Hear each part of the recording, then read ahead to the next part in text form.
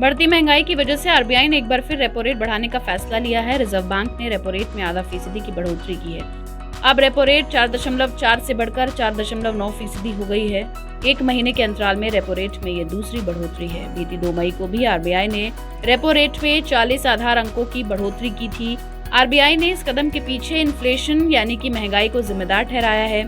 RBI governor Shaktikanta Das का कहना है कि फिलहाल इन्फ्लेशन कंट्रोल करने के लिए रेपो रेट बढ़ाने के अलावा कोई दूसरा विकल्प नहीं है। आपको बता दें कि इन्फ्लेशन, जियोपॉलिटिकल टेंशन, कच्चे तेल की कीमत और अन्य खाद्य सामग्रियों के बढ़ते दामों ने भारत की अर्थव्यवस्था पर गहरा असर डाला है।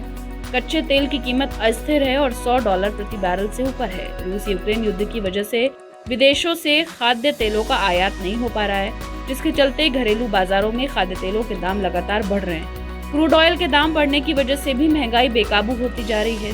सरकारी आंकड़ों के मुताबिक अप्रैल 2022 में खुदरा महंगाई यानी कि रिटेल इन्फ्लेशन की दर 7.8% रही थी, जो मई 2014 के बाद सबसे ज्यादा है। इसी तरह अप्रैल 2022 में थोक महंगाई की दर बढ़कर 15.08% पर पहुंच गई थी, जो दिसंबर 1998 के बाद सबसे ज्यादा है।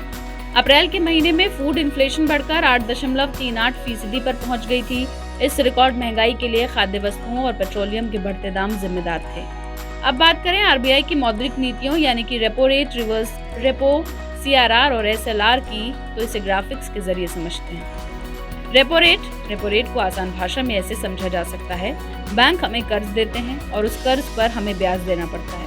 ठीक वैसे ही बैंकों को भी अपने रोजमर्रा के कामकाज के लिए भारी भरकम रकम की जरूरत पड़ जाती है और वो आरबीआई से कर्ज लेते हैं। इस ऋण पर रिजर्व बैंक जिस दर से उनसे ब्याज वसूल करता है उसे रेपो रेट कहते हैं। जब बैंकों को कम ब्याज दर पर ऋण उपलब्ध होगा यानी रेपो रेट कम होगा, तो वो भी अपने ग्राहकों को सस्ता कर्ज दे सकते हैं। और यदि रिजर्व बैंक रेपो रेट बढ़ाएगा तो बैंकों के लिए कर्ज लेना महंगा हो जाएगा और वे अपने ग्राहकों के लिए कर्ज महंगा कर देंगे।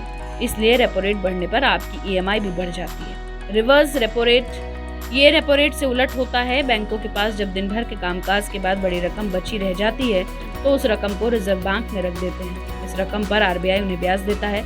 रिजर्व बैंक इस रकम पर जिस दर से ब्याज देता है उसे रिवर्स रेपो कहते हैं। जब भी बाजारों में बहुत ज्यादा नकदी दिखाई देती है, आरबीआई रिवर्स रेपो रेट बढ़ा देता है ताकि बैंक ज्यादा ब्याज कमाने के लिए अपनी रकम उसके पास जमा करा दे। इस तरह बैंकों के कब्जे में बाजार में छोड़ने के लिए कम रकम रह जाएगी। सीआरआर, बैंकिंग नियमों के तहत हर बैंक को अपने कुल कैश रिजर्व का एक निश्चित हिस्सा रिजर्व बैंक के पास रखना ही होता है, जिसे कैश रिजर्व रेशियो अथवा नकद आरक्षित अनुपात सीआरआर कहा जाता है। ये नियम इसलिए बनाए गए हैं ताकि यदि किसी भी वक्त किसी भी बैंक में बहुत बड़ी तादाद में जमाकर्ताओं को रकम निकालने की जरूरत पड़े तो बैंक पैसा चुकाने से मना न कर सके। अगर सीआरआर बढ़ता है तो बैंकों को ज्यादा बड़ा हिस्सा रिजर्व बैंक के पास रखना होगा और उनके पास कर्ज के रूप में देने के लिए कम रकम रह जाएगी, यानी आम आदमी को कर्ज देने के लिए बैंकों के पास पैसा कम होगा। अगर रिजर्व बैंक सीआरआर को घटाता है तो बाजार में नकदी का प्रभाव बढ़ जाता है। एसएलआर, जिस रेट पर बैंक अपना पैसा सरकार के पास रखते हैं उसे एसएलआर कहते हैं। नकदी को नियंत्रित करने के लिए इसका इस्तेमाल किया जाता है। कमर्शियल बैंक्स को एक खास रकम जमा करानी होती है जिसका इस्तेमाल किसी इमरजेंसी लेन देन को पूरा करने में किया जाता है।